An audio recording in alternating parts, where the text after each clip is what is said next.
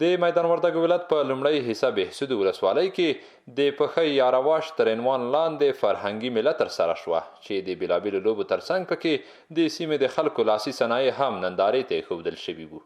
په یاده میله کې د میدان وردګ ولایت مسؤلینو وویل چې له دې میلې څخه موخه په دغه ولایت کې قومونو ترمنځ اتحاد او اتفاق دی.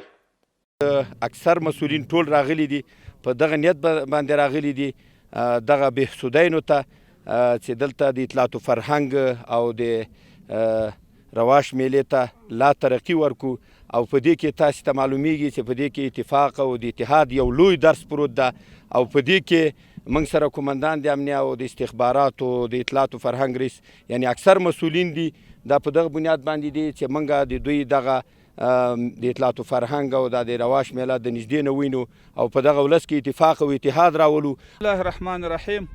رښتیا هم موږ په میدان وردګ ولایت کې اول قدم کې د دغه میلې لپاره یا د دغه تاریخي نمایشاتو لپاره د بهسود ولسوالۍ انتخاب کړ. په دې کې د موږ هدف دا ولو د 20 کال امریکایانو یا باطلو ادارو دا کوشش کول چې افغانان په یو نام په بل نام باندې سره جلا کړي، د هزاره او د تاجک او د پښتانه په نام باندې، د شیعه او د سني په نام باندې. موږ دنیا ته عملي ښیو، موږ خپل دښمنانو ته عملي ښیو چې موږ ارڅونه سره لري سو موږ بیا یو افغانان د یو کور خلک په یو ټغر بناست یو.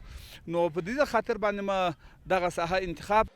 د رواش میلې ته راغلي نندارچیان او ورزشکاران دا ډول میلې مهمې ګڼي او وایي د اسلامي امارت په راتګ سره په هیواد کې امن راغلی او د ډول میلو ته زمینه برابره ده. دوی له اسلامي امارت نه غواړي چې ورته میلې د په لاره واچوي. دا ډول میلې خو د خلکو من ډېر ګټولې دي ځکه چې دا د افغانستان زوړ او پخوانی تاریخ را ژوندی کوي.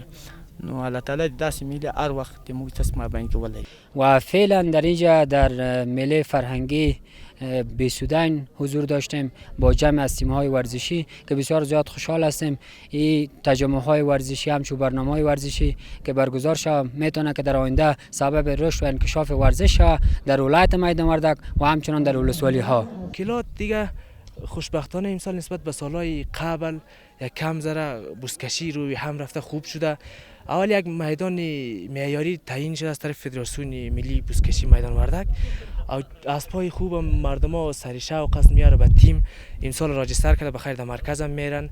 چپاندازان فقط مشکلش همیست که یک لباس نداره چپاندازا که در آینده ها انشالله این مشکلات هم مد نظر گرفته حل میشه. د سپورت امریت او د بزکشۍ، نیزه وهنې او د محلي ورزشونو د فدراسیون مسؤلین وایي کوښښ کوي چې د ورزشکارانو ستونزو ته رسیدنه وکړي. د خوشحالۍ ځای دی چې نن مو د دوهم ځل لپاره تیر کال مو هم په باره ورزشي فرهنګي برنامه جوړه کړې وه. نن سږ کال هم خوشبختانه موږ وتوانېدلو چې شپږ رشتې دلته موږ ګډون ورکړی و چې جمناستیک وه، تکواندو وه، پهلواني، نڅه‌بازي، فوټبال او بزکشي وه. واقعا خوندورې لوبې ترسره شوې، نمایشات ترسره شول، د خلکو توجه یې راواړوله دې خواته. انشاءالله مسؤلینو موږ سره ډېره همکاري کړې ده او لا به یې هم کوي. انشاءالله موږ پوره هڅه او کوشش کوو چې ورزشکارانو مشکلات ته پر وخت باندې رسیدگی وکړو. دا موږ یو د ولایتونو څخه ده.